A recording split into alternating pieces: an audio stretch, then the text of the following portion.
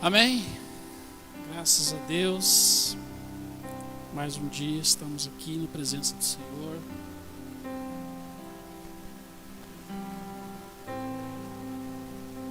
Meditar na palavra do Senhor. Amém?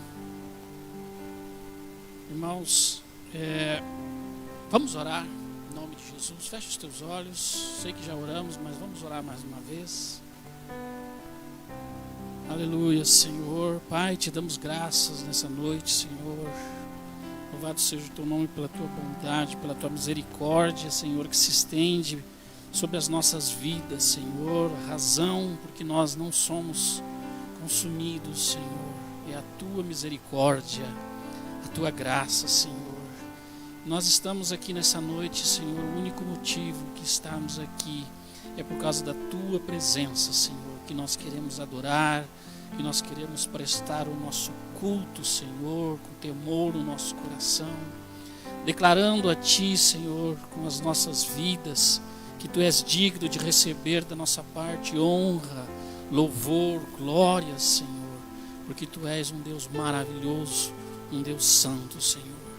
Deus, nessa noite eu te peço que Tu rompas os céus, Pai, e que Tu manifeste a Tua presença no nosso meio. Que cada pessoa que está aqui, Senhor, o céu se abra para que ela contemple a Tua glória, para que contemple, Senhor, a Tua santidade, a Tua pessoa, Deus. Pai, eu peço que o Senhor fale conosco nesta noite, que Tu nesta noite, Senhor, traga uma palavra ao nosso coração. Mais ainda, Senhor, eu peço que o nosso coração esteja aberto para receber a Tua palavra, para receber a Tua ministração sobre as nossas vidas, Senhor. Fala conosco para que nós vivamos. Fala conosco para que nós Te obedeçamos, Senhor. Oh Deus, não nos deixa, Senhor, à mercê dos nossos próprios pensamentos, Senhor. Não nos entregue, Senhor, aos sentidos e afeições do nosso próprio coração. Não nos deixe abandonados, Senhor, apenas com o nosso entendimento, mas nos socorre desde o céu, Senhor, por meio do Teu Espírito Santo. Nos socorre dando-nos, Senhor, a Tua luz, a Tua iluminação, a Tua palavra, a Tua exortação. Meu Deus, venha sobre nós, Senhor. Venha sobre nós com misericórdia, com graça, mas venha também com poder, fazendo a Tua obra, realizando a Tua obra nos nossos corações. Repreende Satanás nesta noite e todas as suas intenções. Repreende todos os demônios e todos os pensamentos que se levantam contra o Teu conhecimento. Todos os pensamentos e sentimentos, Senhor, que Te rejeitam, Senhor, e que se levantam contra Ti e contra a Tua palavra. Esmiúce cada um deles através da Tua luz e da Tua verdade. Para a glória do Teu nome, faça-te conhecido a cada um de nós. Que aquele que ainda não Te conhece tenha, Senhor, nesta noite uma prova da Tua graça, do Teu amor, da Tua grandeza e do Teu domínio sobre a terra, Senhor. E que aqueles que Te conhecem, Senhor, e quem sabe estão cansados, Senhor, estão, Senhor, com as suas forças debilitadas, renova nessa noite por meio do Teu Espírito Santo, como no dia de Pentecostes, onde Teu Espírito, Senhor, encheu o coração daqueles irmãos. Da mesma forma nós oramos, enche o nosso coração, Senhor. Entregamos a Ti essa reunião, entregamos ao Teu nome, Senhor, e debaixo do Teu nome, e debaixo da Tua autoridade, nós vamos tomar o uso da palavra nessa noite. Amém e amém. Amém, irmãos? Graças a Deus. Irmãos, eu estava pensando antes de abrir a palavra aqui, sentado ali, que a nossa vida ela é feita de fases, né? Existem períodos da nossa vida dos quais, quem sabe, nós queremos esquecer, né? Queremos apagar, quem sabe. Eu tenho muitos desses momentos da minha vida que eu quero esquecer, momentos tristes, momentos difíceis. Existem momentos alegres, fases boas que nós gostaríamos que se repetisse quase sempre, né? Mas não é assim. E às vezes nós estamos bem e às vezes nós estamos mal. Às vezes nós estamos alegres e às vezes nós estamos tristes. E isso não é de a gente se admirar ou estranhar, queridos. A palavra de Deus diz no livro de Eclesiastes, capítulo 3, que existe tempo para todas as coisas debaixo dos céus. Amém? Existe tempo de estar alegre, existe tempo de se entristecer, existe tempos de bonança e existe tempos de tempestades. E o Senhor ministrou ao meu coração para trazer aos irmãos uma palavra nessa noite sobre tempos de desertos. O que seriam os tempos de desertos? São aqueles momentos da nossa vida onde nós estamos em profunda sequidão. São momentos onde parece que nada flui, nada anda, nada acontece como nós queríamos, as coisas começam a dar errado, seja na vida pessoal, seja na vida profissional, na família, e as coisas não se encaixam, e tudo isso vai minando as nossas forças, vai minando a nossa perseverança, a ponto de algumas pessoas, inclusive, desesperar. O apóstolo Paulo passou por uma situação assim, onde ele disse: e nós desesperamos ao ponto de desejar a morte. Já pensou? Ao ponto de desejarmos a morte. Mas o Senhor nos socorreu e nos deu o livramento. Então, os momentos de deserto são momentos onde, nesses momentos assim ruins, que nós chamamos de, tipificamos eles como o deserto, porque o deserto é um lugar difícil, né? O deserto, ele simboliza esse momento de sequidão, aonde não há mantimento, aonde quando tem que estar frio, está calor, quando tem que estar calor, está frio. São situações que exemplificam a sequidão, né? A falta de vida. O deserto, ele tipifica tudo isso, e na Bíblia nós vemos vários momentos em que pessoas estiveram no deserto. O próprio povo de Israel passou 40 anos no deserto. Não é certo, irmãos? Jesus, ele foi levado pelo diabo aonde? Para o deserto, para ser tentado, para ser provado. Então, deserto é lugar de provação. Deserto é lugar de dificuldades. Mas existem lições no deserto. Existem coisas que nós temos que aprender no deserto. Eu estou falando aqui, e quem sabe você está meditando aí com seus botões, né? Que as experiências mais significativas da tua vida foram naqueles momentos mais difíceis. Se você observar, talvez as lições mais grandiosas em que Deus ministrou a sua vida foram nos momentos mais difíceis da tua vida. Então nós não podemos, irmãos, passar por essas dificuldades, passar por esses momentos sem aprender as lições que Deus quer nos ensinar. Amém? E eu quero compartilhar com os irmãos então algumas lições que nós podemos aprender ou que devemos aprender no deserto da vida. Amém? Abra sua Bíblia no capítulo 8 do livro de Deuteronômio.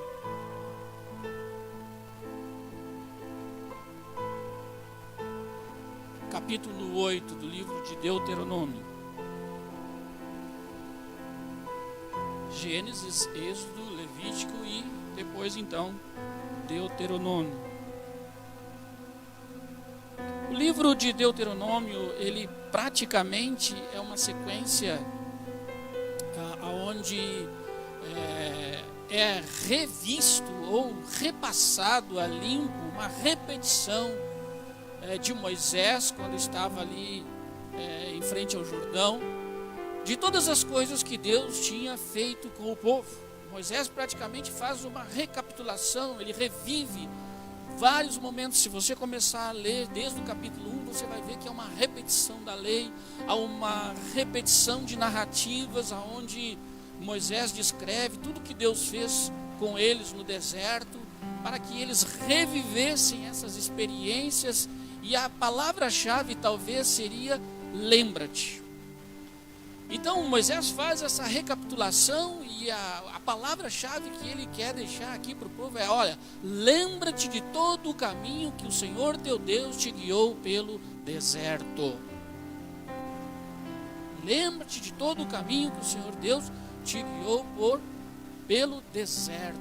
E isso antecede essa memória que Moisés traz ao povo, ela antecede a uma grande conquista que vai vir à frente, que é a entrada do povo na terra prometida.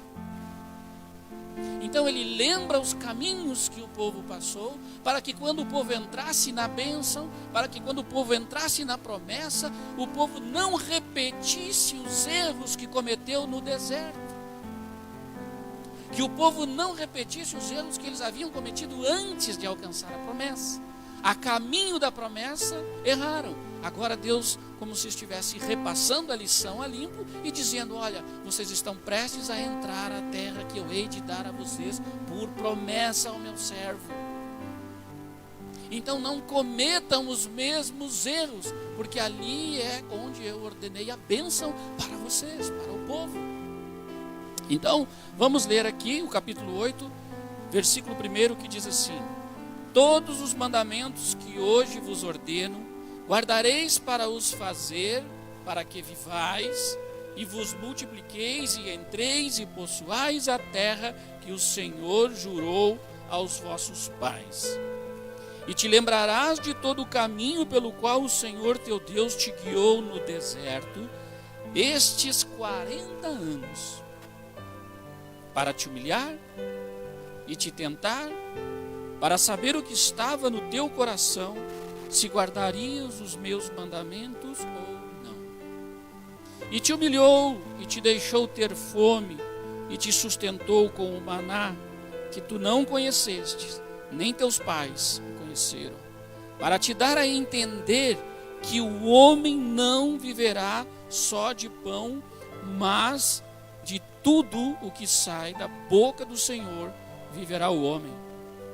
Nunca se envelheceu o teu vestido sobre ti, nem se inchou o teu pé estes 40 anos. Confessa, pois, no teu coração que, como a um homem castiga o seu filho, assim te castiga o Senhor teu Deus.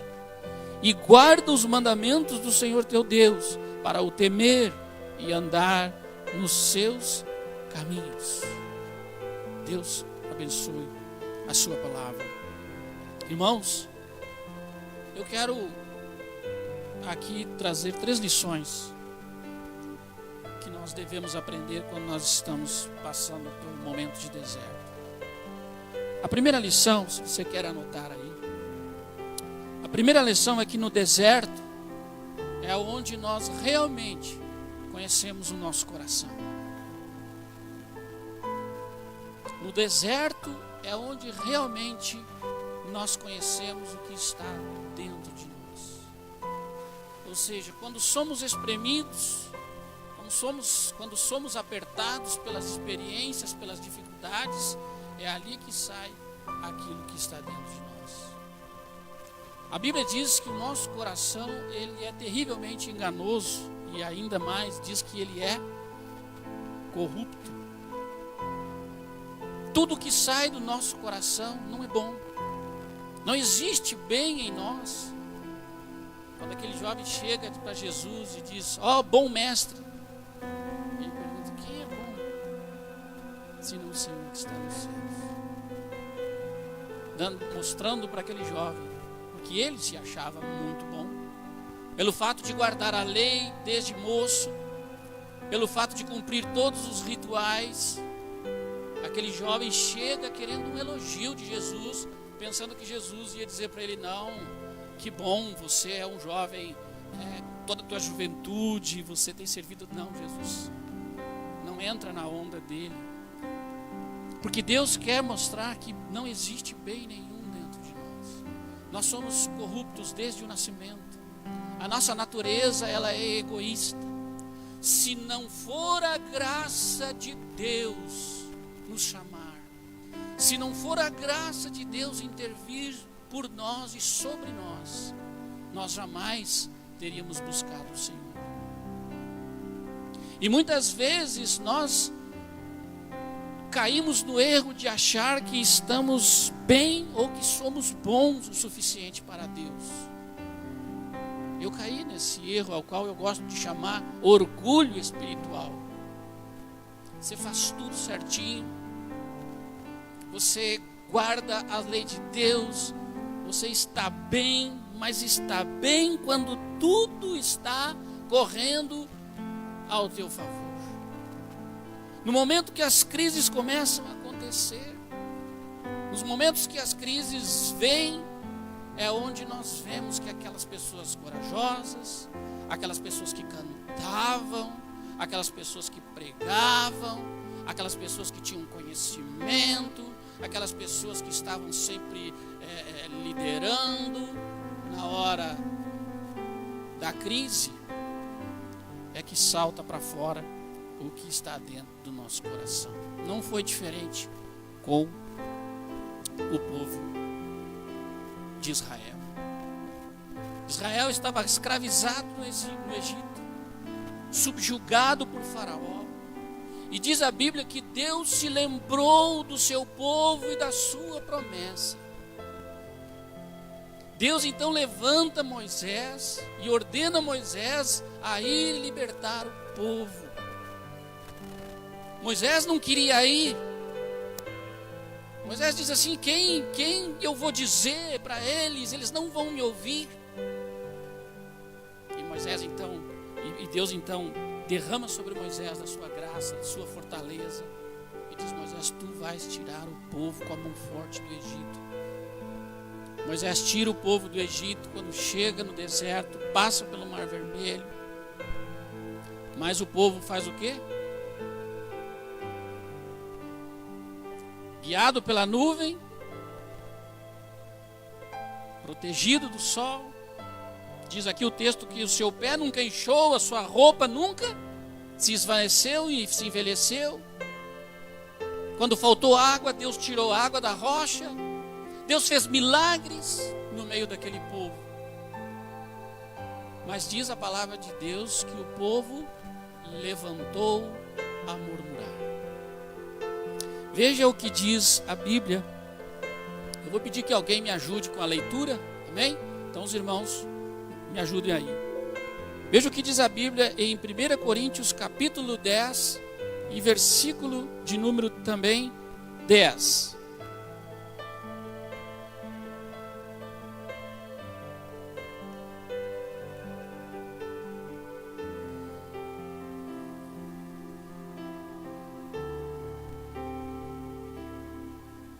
Primeira Coríntios capítulo 10, versículo 10.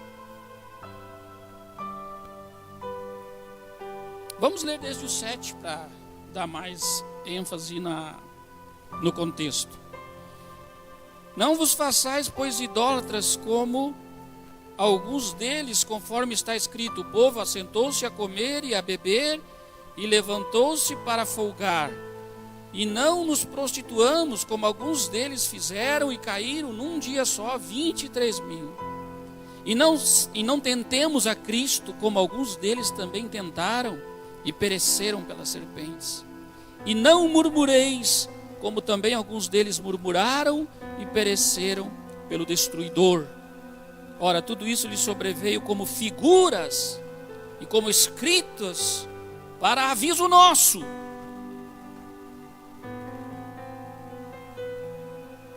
para quem já são chegados os fins dos séculos.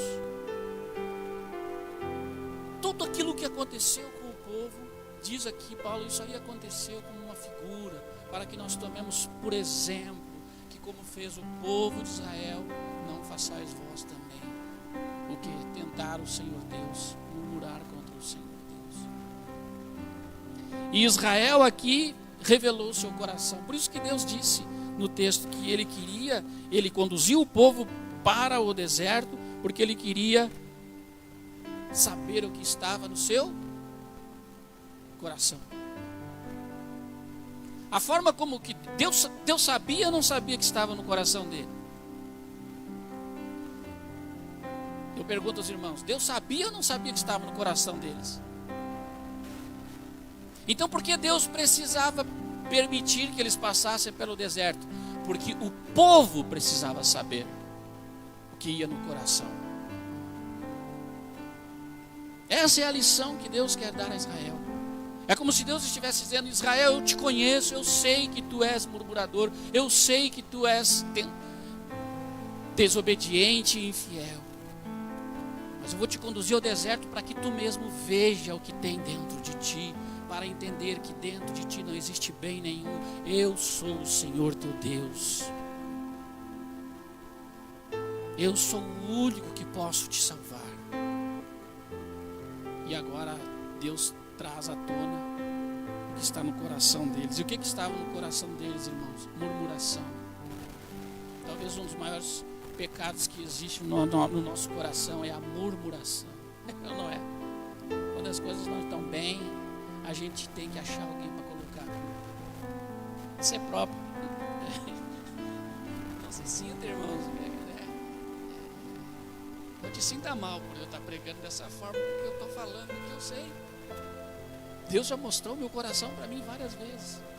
E eu me surpreendi dizendo e fazendo coisas que eu jamais imaginei que eu dissesse, que eu faria. Sabe por quê? Porque Deus quer tirar esse mal de dentro de nós. Ele quer tirar essa falsa aparência de religiosidade, de espiritualidade. Ele quer colocar dentro de nós uma dependência íntima, profunda no nosso coração dele. Ele quer que nós não confiemos no nosso braço, na nossa carne. E para isso ele tem que mostrar quem nós somos. Ele tem que nos humilhar. Alguém pode estar escutando isso aqui na internet agora e estar pensando assim: mas que Deus é esse de vocês que os humilha? Sim, Deus permite que a humilhação venha sobre nós, para que nós entendamos que Ele é o Senhor e que bem algum existe dentro de nós.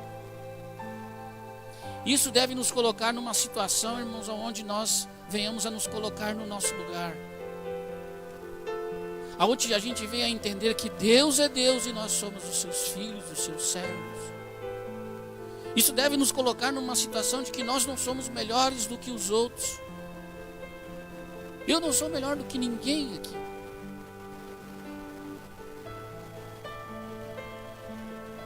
Nós somos todos iguais. Todos estamos debaixo da poderosa mão de Deus. E Deus quer revelar a cada um de nós o que existe dentro do nosso coração. Deus não vai permitir que você passe pela sua vida sem Ele tirar de dentro de ti todo o orgulho, toda a vaidade, toda a raiva, toda a ira, todo o ódio, toda a falta de perdão, toda a ingratidão, toda a infidelidade. Deus não nos vai permitir brincar de vida espiritual. Ele quer realmente entrar no profundo do nosso coração e Ele quer realmente operar uma obra maravilhosa na nossa vida. Para quê? Para que nós possamos estar preparados para o seu reino, porque lá não haverá essas coisas. Amém, meus queridos? Deus, Ele quer acabar com essas coisas em nossa vida. O povo pecou murmurando, o povo foi ingrato. Eles chegaram a reclamar de Moisés e dizer assim: por que não nos deixou o Senhor morrer no Egito? Pois lá no Egito nós tínhamos as cebolas, nós tínhamos a comida, nós tínhamos as coisas, nós éramos escravos, mas nós vivíamos bem. Nós éramos escravos, mas nós estávamos numa situação boa.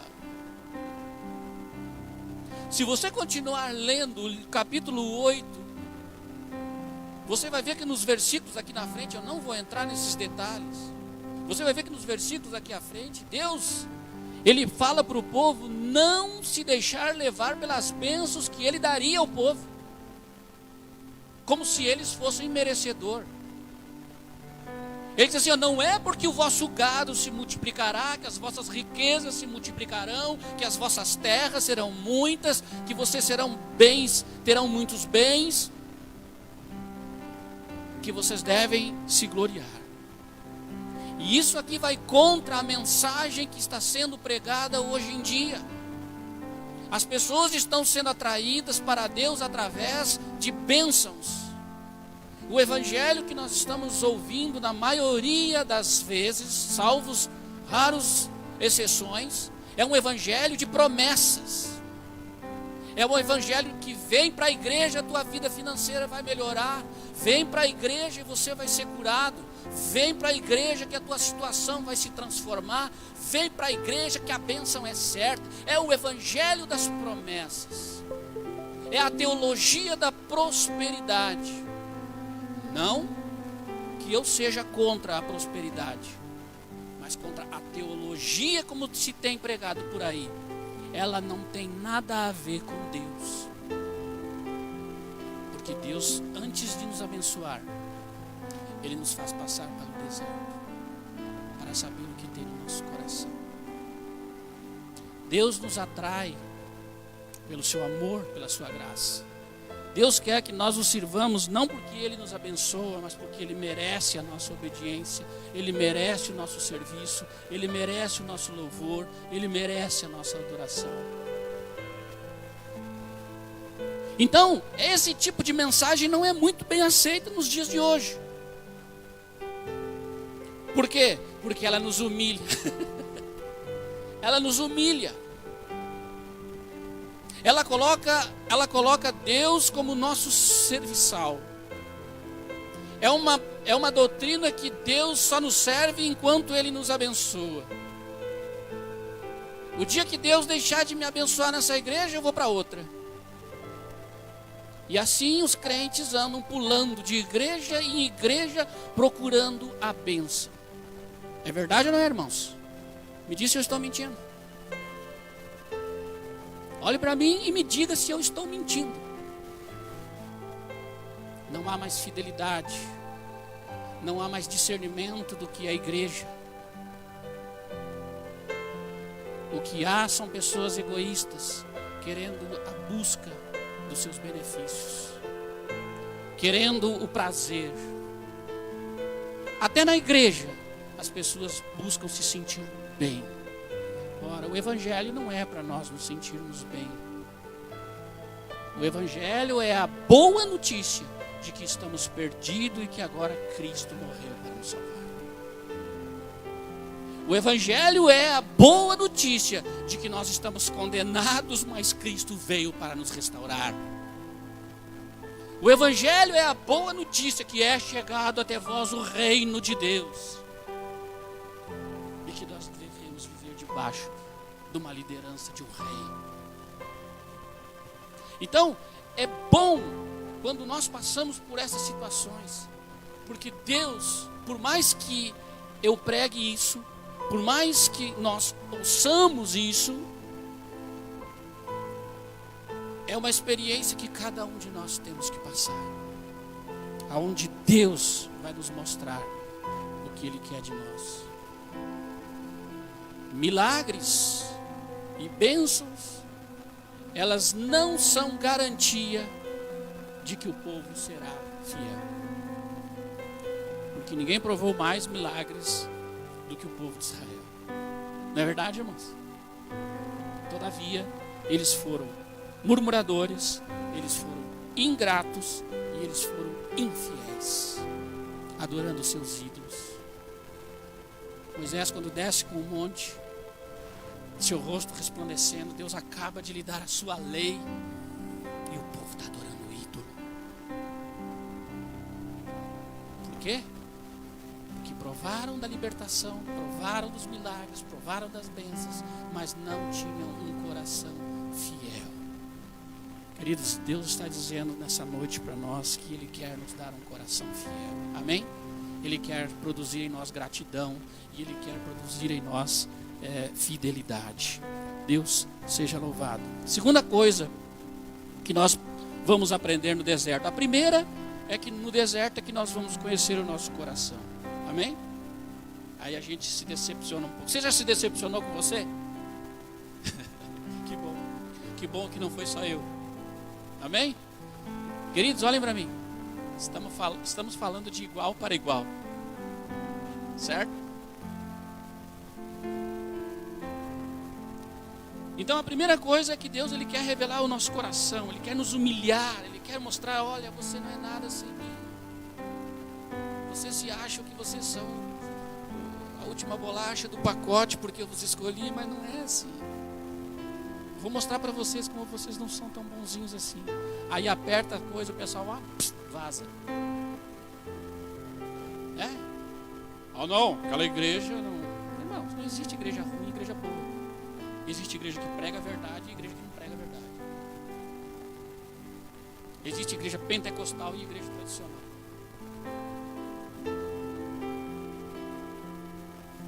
Existe igreja que batiza por imersão e outras batiza por aspersão. Existe igreja contemporânea onde o púlpito é uma plancha de surf e os irmãos tudo batiza no tobogã, no toboágua. E existe igreja que tem batistério.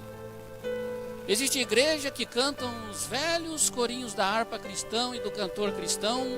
Existe igreja com coral. E existe igreja com banda de rock. E existe igreja com louvor contemporâneo. Mas a verdade é que não importa a igreja que você escolha servir. Se Deus está lá, Ele vai atuar em você. Ele vai trabalhar na sua vida. Porque muitas vezes o problema somos nós. Na maioria das vezes. Apertou a coisinha e o pastor não serve. Os diáconos não prestam. O templo não tem ar-condicionado. Os irmãos daquela igreja são frios. Né? Tudo isso é justificativa para nós esconder o que está no nosso coração. Quem de nós já não fez isso? E eu não estou falando dos outros, não, hein? Estou falando de nós. Nós já fizemos isso. Nós precisamos entender e aprender isso. E a partir de agora dizer, Deus, eu quero servir ao Senhor, eu quero cultuar o Senhor. Livra o meu coração de murmurar contra ti. Livra o meu coração de ser infiel. Livra o meu coração da ingratidão. Tantas coisas o Senhor tem nos dado. Tantas coisas o Senhor tem feito por nós. Por isso estamos alegres. Deus, Ele não quer corresponder às nossas expectativas.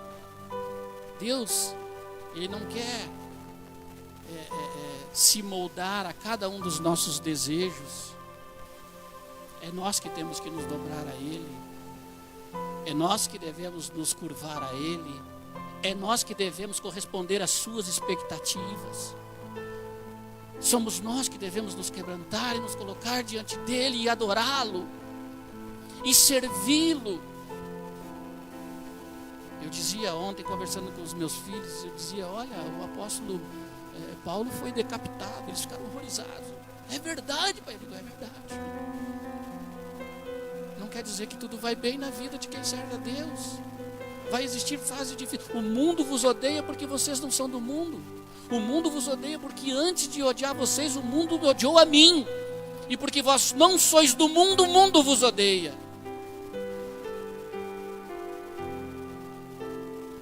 Quando nós amamos de fato a Cristo, nós somos inimigos do mundo. Nós temos uma guerra. Quando nós de fato servimos a Cristo, nós estamos fora desse sistema. E entramos para o sistema do reino de Deus. Aonde no reino de Deus existe um rei. E existe súditos. E nós somos os súditos do rei. E do seu reino. E Jesus ensinou isso várias vezes. Olha, no mundo, eles lhe lideram assim, cada um querendo ser maior que o outro e ser grande. Mas eu vou dizer para vocês, no reino de Deus não é assim. Quem quiser ser grande, seja o vosso servo. Seja o vosso servo. Ele vai lá, pega uma bacia e lava os pés dos discípulos. Esse é o nosso rei, irmãos. Amém? Esse é o nosso Senhor nos dando exemplo de como nós devemos viver. Não caiam, irmãos. Eu falo isso para advertência nossa. não vamos cair na onda que está por aí, amém? Nós seguimos o Evangelho de Jesus, e o Evangelho de Jesus não é para os fracos, o Evangelho de Jesus também não é para os fortes, o Evangelho de Jesus é para os pecadores que se arrependem e o têm como Senhor da sua vida, amém? Segunda lição, então, é no deserto que conhecemos o nosso inimigo. Se você observar aqui, você abre a Bíblia do capítulo, já volte as folhas atrás aí de Deuteronômio. Se você observar um pouco aqui, veja comigo no capítulo 2, como ele está fazendo um memorial, ele está trazendo à memória uma série de coisas. Você observe no versículo 5 que ele diz assim, 2 e 5. Não vos entremeteis com eles, falando ali do povo de Esaú, né? Dá ordem ao povo dizendo, versículo 4, passareis pelos termos de vossos irmãos, os filhos de Esaú, que habitam em Seir, e eles terão medo de vós. Porém, guardai-vos. Não vos entremetais com eles. Ou seja, Deus está dizendo assim, não entre em guerra com esse povo aí. No versículo 9 ele diz a mesma coisa, olha aqui. Presta atenção em mim. Então o Senhor me disse, isso é Moisés falando, não molestes a Moabe, e não contendas com ele em peleja, porque não te darei herança a sua terra, porquanto tenho dado a Ar os filhos de Ló, por herança. Então não te mete com eles também, não entra em guerra com esse povo aí. E aí ele vai falando, no versículo, depois você pode ler em casa, nós não temos tempo, mas no versículo 16... E sucedeu que sejam já consumidos os homens, versículo 17, o Senhor me falou dizendo, hoje passarás por Ar, pelos termos de Moabe, e chegarás até defronte dos filhos de Amon, não os molestes, não brigue com eles não. No versículo 24, a coisa muda. Ele diz assim, levantai-vos, parti e passai o ribeiro de Arnon, eis que na tua mão tenho dado a Seom, Amorreu, rei de Hesbom, e a sua terra. Começa a possuí-la e contende com eles em peleja. E aí começa a dizer com quem que eles têm que brigar, com quem que eles têm que guerrear e com quem que eles têm que se desviar. Ou seja, de uma certa forma, Deus está orientando o povo de Israel que ia possuir a terra, mas que teria muitas guerras na conquista. Só que nestas guerras, Deus orienta Moisés e diz, esse é inimigo e esse não é. Com esse você guerreia porque eu já dei eles na sua mão, e com esses não.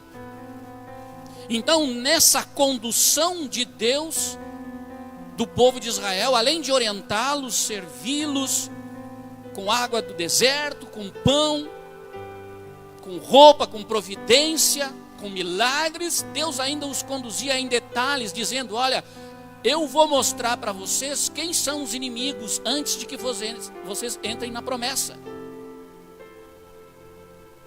Então o que Deus queria era ensinar-lhes a reconhecer os inimigos. E é o que nós temos que aprender.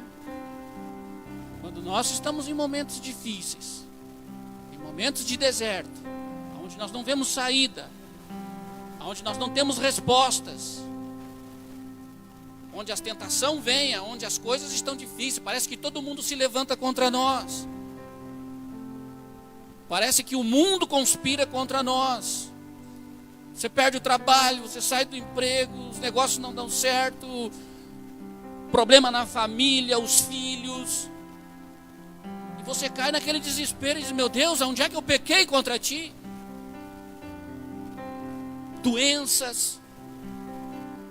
E essa teologia da prosperidade, da confissão positiva, ela prega isso. Ela prega que se houver uma doença na sua vida é porque você está em pecado, porque Deus te abandonou. Alguma coisa Deus tem contra ti. Isso é uma mentira. Isso não é teologia e muito menos evangelho. As coisas acontecem porque nós estamos vivendo debaixo do sol. E Deus abençoa tanto justos como injustos. Coisas boas e coisas ruins acontecem porque nós estamos debaixo de uma condição temporal e humana. Mas nós contamos com um Deus que nos dirige e nos livra de todo o mal. Amém? Então, quando nós estamos nessa situação, nós precisamos identificar contra quem pelejar. E é nesses momentos que as coisas começam a desandar na nossa vida.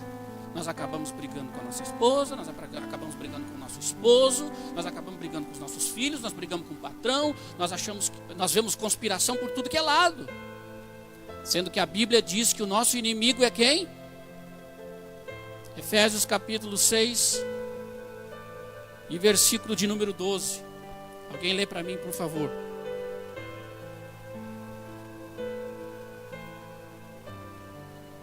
Efésios capítulo 6 e versículo 12. Quem achou pode ler bem alto.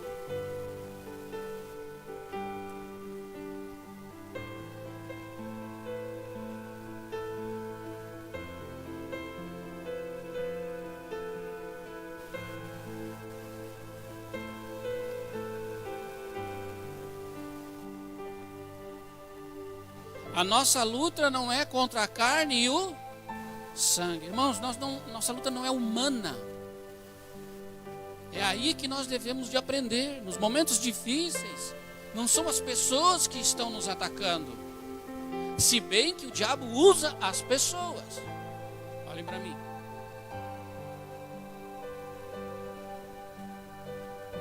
Quando eu digo que o diabo usa as pessoas, não quer dizer que as pessoas estão possuídas pelo diabo. Mas as pessoas estão fazendo a vontade que é do diabo. Quando eu faço aquilo que não é da vontade de Deus, por falta de entendimento, e eu me permito numa linha de pensamento atacar uma pessoa, não estou possuído, mas a mesma mentalidade do diabo é a que eu estou promovendo. Então, quando nós lutamos contra o diabo, nós não só saímos por aí expelindo demônios das pessoas, mas a nossa luta é contra pensamentos, ideias, sofismas, enganos que se alojam na mente das pessoas. E esses pensamentos e estas ideias, elas têm a sua filosofia lá no mais profundo do inferno. Aqui tem dois perigos.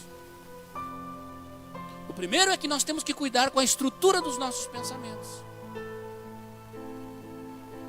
Se o que nós estamos promovendo é de Deus ou não.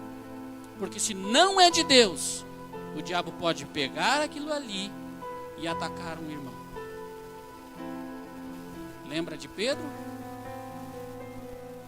Jesus chega para Pedro, para os discípulos e diz assim: quem diz o povo que eu sou? Alguns dizem, dizem que tu é Elias, outros dizem que tu é João Batista, Messias, outros dizem que tu é um falso profeta, outros dizem que tu é um beberrão, porque tu anda aí tomando cerveja e churrasco com os camaradas aí. E vós, quem dizeis vós que eu sou? Pedro levanta. Tu és o Cristo, o Filho do Deus Altíssimo. O que Jesus fala para ele? Bem-aventurado és, Simão Barjonas, porque quem te revelou isso não foi carne e sangue, mas sim o meu Pai que está nos céus. Por que Jesus disse isso a Pedro? Porque o que Pedro declarou era a estrutura do reino. O que Pedro declarou era a mentalidade do reino. O que Pedro declarou era o que os céus estavam declarando. Quando Jesus foi batizado, veio uma voz do céu que disse: tu és o meu filho amado em quem eu tenho prazer. Os céus declaram, e quando você declara o que o céu declara, você está declarando o que Deus declara. Mas ao sair dali, Jesus começa a dizer, e se entristecer e se turbar no espírito, e diz aos discípulos: escutem vós, dentro de pouco tempo eu serei tirado de vós e serei entregue aos pecadores, e eles levantarão o Filho do Homem. E Pedro salta na frente de novo. Não te permita tal coisa, Senhor. E agora Jesus fala diferente com Pedro. Ele vira para Pedro e diz assim: para trás de mim, Satanás. tens o pensamento do reino, não cogita das coisas do céu, mas sim das que são da terra.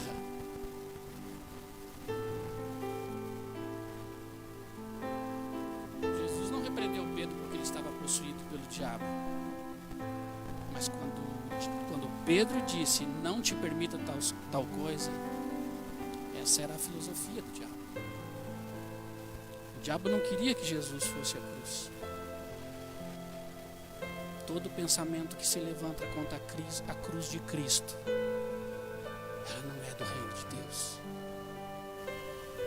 Portanto, quando eu alimento, e quando eu promulgo, e quando eu profetizo coisas que não estão alinhadas com o reino de Deus, eu não estou fazendo um serviço ao Evangelho.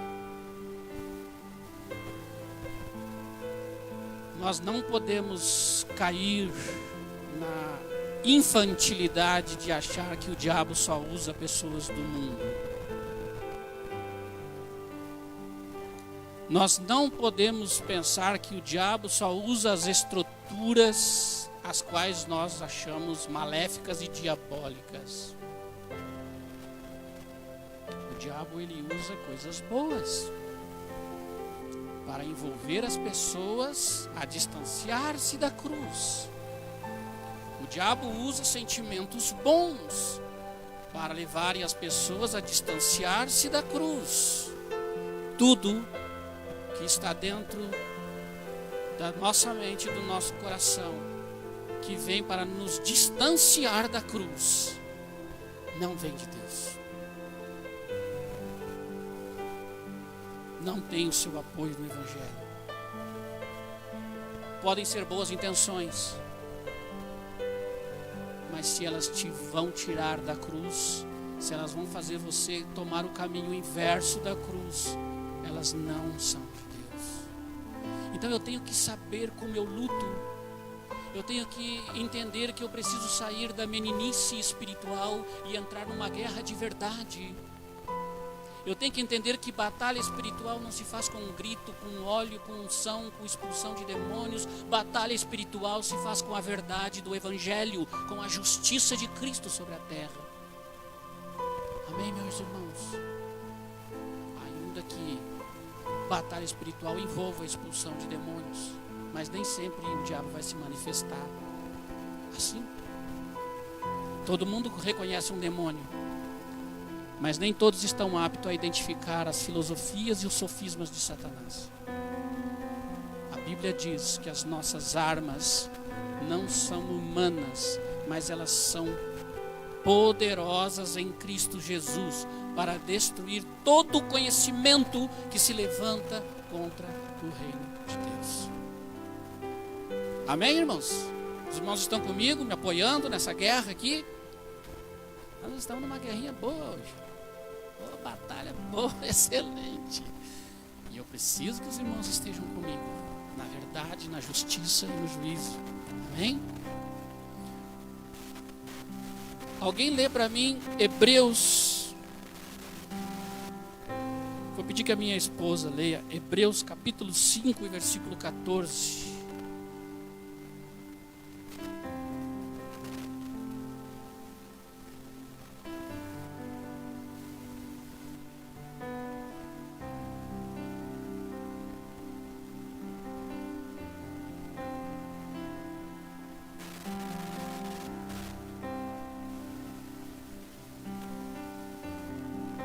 O alimento sólido é para quem? Está aqui, ó. O alimento sólido é para os adultos, perfeitos, dependendo da linguagem, os quais têm pela prática. Aqui está a diferença de ser evangélico e ser praticante da palavra. Me entenderam aí? Há uma grande diferença, tá? Dizer que é evangélico e dizer que é praticante da palavra. Eles têm o que? As suas faculdades exercitadas. Por que eles têm as suas faculdades exercitadas? Para discernir não somente o bem, mas também o mal. É aí que Jesus nos dá o exemplo quando ele repreende a Pedro.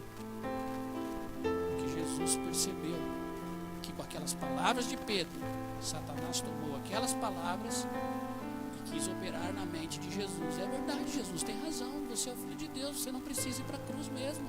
É isso mesmo, por que tu vai te permitir uma coisa dessas? Jesus disse, para trás de mim, Satanás. Então quando vier alguns pensamentos, olhem para mim, quando vier alguns pensamentos na sua mente, no seu coração, ou coisas que já estão alojadas dentro de você, quando elas vierem, você tem que repetir em voz alta, para trás de mim, Satanás. Amém? Isso é fazer batalha espiritual. Agora, como é que nós vamos fazer guerra espiritual ou lutar contra o nosso inimigo se nós não conhecemos a palavra? Então, nesse momento aqui, vamos trazer outra coisa importante. Para saber lutar essa guerra contra o nosso inimigo, nós temos que manejar, como diz a Bíblia, bem a palavra da verdade. Lá em Efésios capítulo 6 que nós lemos, diz que nós temos que estar revestidos das armaduras de Deus. E uma das armas espirituais que nós temos é a espada do Espírito, que é a palavra. Quando Satanás tentou a Jesus no deserto, ele usou o quê? A própria palavra de Deus para tentar Jesus. Não é isso que está escrito a teu respeito? Lança-te dos penhascos e os teus anjos estão a teu serviço para te servir e te proteger. E Jesus disse, mas também está escrito. Porque não é só citar versículos, não é só citar versículos isolados que se faz guerra espiritual. É ter um entendimento do reino de Deus por dentro da palavra. É ter um entendimento do propósito eterno de Deus através da palavra.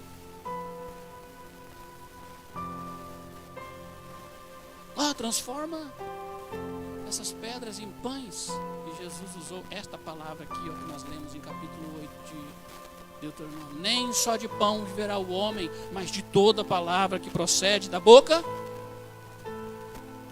Até que chegou o momento que Jesus disse, vai-te, Satanás, para trás de mim, arreda daqui. Diz que Satanás o deixou. A gente não vence o diabo gritando alto, a gente não vence o diabo com o nosso carisma, não vence o diabo nem com o nosso conhecimento. Nós vencemos o diabo com a prática da palavra. Amém, irmãos? Então nós temos que conhecer os nossos inimigos. Eu não estou lutando contra o pastor, você não está lutando contra mim, eu não estou lutando contra a igreja, porque um reino dividido não cresce. Jesus falou isso. Então um reino que está dividido não pode crescer. Vocês não têm que ficar lutando um contra o outro, quem é melhor, quem é o mais poderoso. Os discípulos de Jesus fizeram isso. E Jesus disse, vocês não sabem de que espírito são. Um querendo sentar à direita, outro querendo sentar à esquerda. A igreja de Corinto era cheia de divisão, cheia de problemas desse tipo. E Paulo disse, mas vocês não entenderam o evangelho? Nem eu, nem Apolo, nem Pedro somos coisa alguma, nem nenhum irmão, mas Cristo é tudo em todos e nós, a esperança da glória. Será que sois carnais ainda atentando a essas coisas? E Paulo se desespera, Paulo fica louco. Gente, quando eu era menino, eu fazia coisa de menino, eu falava como menino, eu brincava como menino, mas eu cheguei a ser homem. Então eu tenho que deixar as coisas de menino. Eu tenho que ter entendimento espiritual, maturidade espiritual. É como que Deus nos faz de meninos, homens e mulheres dele, nos passando pelo deserto. Amém? Primeiro Deus ele mostra para nós, vem cá que eu vou te mostrar o que tem dentro de você, para você ver que você não é melhor que ninguém. E aí ele põe o teu coração para fora. E tem pessoas que até se decepcionam consigo mesmo. Aí depois Deus vem e permite. Por que Deus está permitindo tanta dificuldade na minha vida? Meu filho, para você aprender a conhecer o inimigo, para exercitar as tuas faculdades, te dar musculatura espiritual, para te fazer forte na igreja, para você estar aqui pelejando contra as hostes malignas, os principados deste mundo, as ideias deste mundo, as filosofias deste mundo, o pensamento deste mundo. Amém? Então é por isso. E por último, para terminar, primeiro no deserto nós conhecemos o nosso coração, conhecemos o nosso inimigo. Lá eles tinham vários, os heteus, amorreus, heveus, jebuseus, tantos eus que tinha lá, e nós temos o eu. Porque não é só o diabo que é o nosso inimigo, né? Mas o nadireu, né? O aristideu, esses são os nossos inimigos, né? O eu. Mas eu não tenho tempo para falar sobre isso, senão os irmãos já começam a se cansar aqui. Eu, por mim, você sabe, eu não sou fácil não. Eu estou, celular novo aqui, controlando o horário, para não, né? Mas se você deixar, vai brincando para você ver até onde é que nós vamos. E da palavra, não é entretenimento não, e nem conversa fiada. No deserto também nós aprendemos a conhecer o nosso Deus. Botei esse ponto no final para dar uma aliviada também, porque os irmãos não são ferro, né? Conhecemos o nosso próprio coração, conhecemos o nosso inimigo, mas no deserto também nós conhecemos o nosso Deus. Aleluia. Amém? Por quê? Porque Deus em momento algum, por mais que o povo foi infiel, por mais que o povo murmurou, por mais que o povo foi ingrato, Deus foi fiel para com a sua promessa.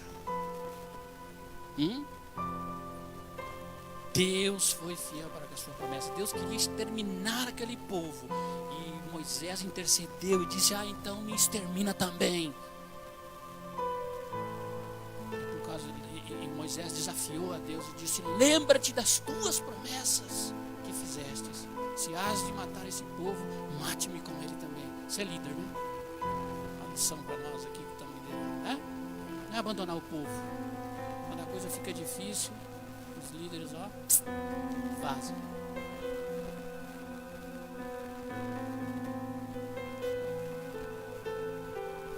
Amém, irmãos? Nós precisamos conhecer o nosso Deus. Por mais difícil que a situação seja, por mais difícil que você esteja passando e até não seja compreendido. Sabe aqueles momentos que você procura o irmão para ter uma palavra e parece que o irmão não te entende, ele te coloca mais para baixo ainda, né? Te dá umas, tipo aqueles amigos de Jó, já te dá umas lapadas na orelha, e aí você vai, procura o pastor, e parece que o pastor não consegue entender o que está passando. Você já teve momentos assim? Você procurou, por tudo que é lugar, você procurou uma saída, uma escapatória, e não teve jeito. Parece que as pessoas não alcançavam entender o que você estava passando. Esse é o momento que Deus quer tratar pessoalmente conosco. Parece que Deus fecha o olho do pastor para não entender o que você está passando. Parece que você vai procurar um irmão, que o irmão está... Deus faz ele sair de casa, chegar lá e dizer, puxa vida, quem eu esperava que pudesse me ajudar. Mas ao invés de nós sair decepcionados com todo mundo por aí, nós devemos de dobrar os nossos joelhos e dizer, Deus, Tu és o meu recurso, Tu és o meu Senhor. E em meio a essa crise, a esse deserto, dá-me a ouvir a Tua palavra, Senhor, mesmo que ela seja forte para mim, mesmo que ela me repreenda, mesmo que doa, mas fala comigo. E quando Deus falar conosco, nós nunca mais esqueceremos. Nós estamos sendo exercitados na vida espiritual. Nós nos faremos mais fortes ainda. E aí você pensa assim, ufa, acabou. Não, tem um segundo round. Aí vem a batalha mais forte. E quando você pensa, diz, agora acabou, não. Aí vem outro. Por quê? Porque é assim que Deus nos exercita na vida espiritual. As dificuldades são um meio, os desertos são um meio que Deus tem para se revelar. Não tinha pão no deserto, Deus mandou maná do céu. Não tinha água no deserto, Deus tirou a água da rocha. Tinha o mar vermelho como dificuldade, Deus abriu as águas do mar. Mandou codornizes, transformou água amarga em água doce. Protegeu-os do sol, protegeu-os do frio. Em todo momento Deus esteve com Israel no deserto, porque Deus é o Deus de Isaac, de Abraão e Jacó. Porque Deus é o Deus da aliança e da promessa. E não tendo mais por quem jurar no céu e na terra, Ele jurou por Ele mesmo que cumpriria a sua promessa. Não por nós, não por ninguém mais, por Ele mesmo jurou nos abençoar. Quem somos nós para abandoná-lo no deserto? O deserto é o melhor lugar para Deus revelar os milagres da tua vida. Mas você precisa crer, você precisa confiar, você precisa esperar. Esperei confiantemente no Senhor, e Ele se inclinou para mim e me ouviu quando clamei por socorro. Alguém lembra mais algum versículo para citar? Poderíamos citar tantos salmos, que são cânticos de louvores a Deus por causa do seu livramento. Amo ao Senhor, pois Ele me livrou da morte, dos laços do passarinheiro. Minha alma estava na angústia do inferno, mas invoquei ao Senhor e Ele se inclinou para mim. Salmo 118. Deus quer se revelar. Salmo 103, versículo 7. Alguém leia para mim, por favor. 103, versículo 7.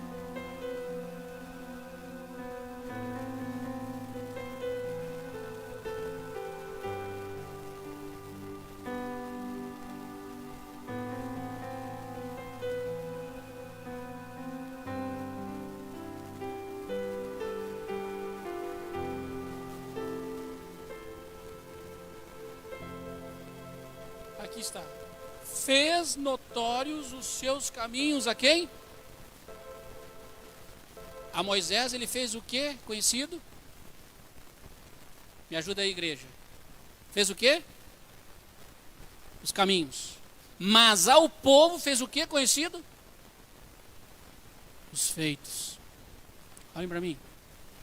Uma coisa é conhecer os caminhos do Senhor, aonde Ele nos dirige e diz: é para cá que tu vai, é ali que eu vou te guiar, é aqui que é o caminho. Como dizia em Isaías: ouvirás detrás de ti uma voz, quando desviares para a esquerda e à direita, ouvirás detrás de ti uma voz dizendo: este é o caminho, andai por ele. Caminho significa direção de Deus. Quando nós dizemos que conhecemos o caminho de Deus, nós conhecemos a intimidade do Senhor que revela para nós a sua vontade. Moisés conhecia o caminho de Deus, a intimidade com Deus. O povo só conhecia os feitos, os milagres. Nós temos que sair da dimensão dos milagres para entrar na dimensão da intimidade. Vou repetir. Nós temos que sair da dimensão dos milagres para entrar na dimensão da intimidade. Porque milagre não garante intimidade. Milagre não garante fidelidade. O que o senhor está dizendo, então, pastor, é que nós não devemos buscar mais os milagres? Não, nada disso. Mas os milagres não são um sinal para crente. A Bíblia diz que os milagres são sinais para os descrentes. Nós não devemos nos surpreender se Deus fizer um milagre aqui no nosso meio. Nossa, Deus está na água e operando milagre. Não tem que nos surpreender disso. Deus vai fazer milagres aqui. Vai fazer mais então. Grandes milagres, né? Aí aqui está. Fez grandes milagres e ó. O povo está buscando milagre por aí. Né? Vai começar uma nova fase na nossa vida aqui, em nome de Jesus.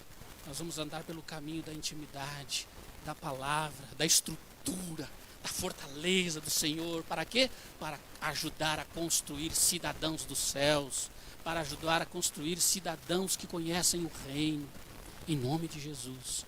Moisés conhecia o caminho, o povo os feitos. É isso que nós precisamos. Nós precisamos conhecer o nosso Deus na sua intimidade. Vamos ficar de pé. Eu teria mais coisas para falar, mas eu acho que já é suficiente.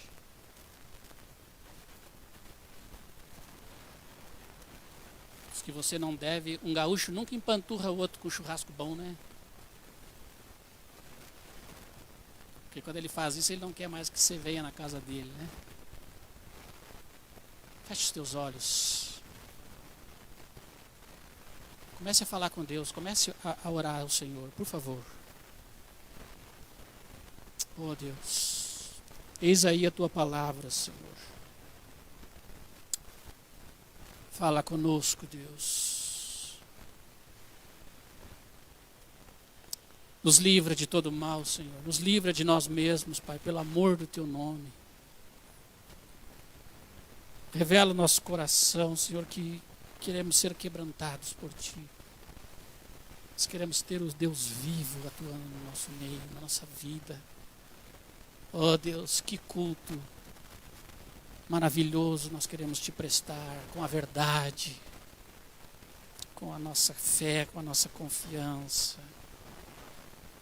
Senhor, aleluia. Irmãos, talvez o personagem mais exemplar que nós devemos ter é o Jó. O diabo chegou para Deus e disse: olha, está vendo teu filho Jó?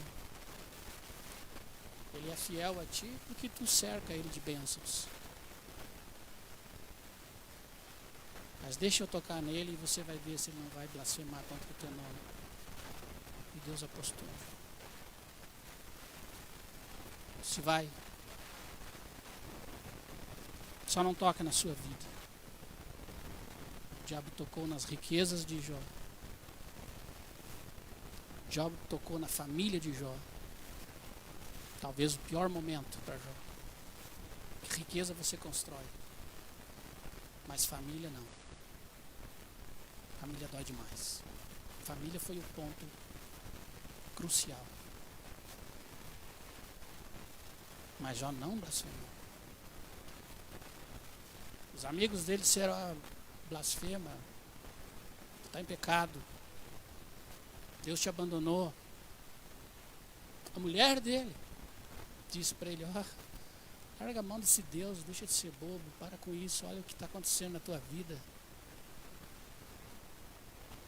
Mas Jó permaneceu fiel, reclamou com Deus, lutou com Deus, chorou, gritou: está doendo.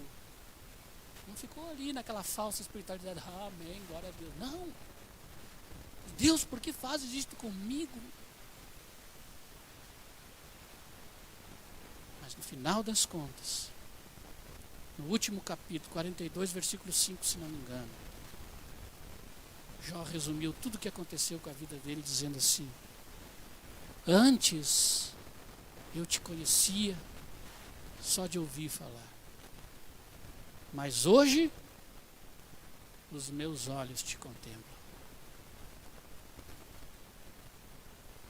Amém? Que Deus nos abençoe, que Deus nos guarde, nos dê uma boa semana, que Deus nos livre de todo mal, para a glória do Senhor. Amém e amém.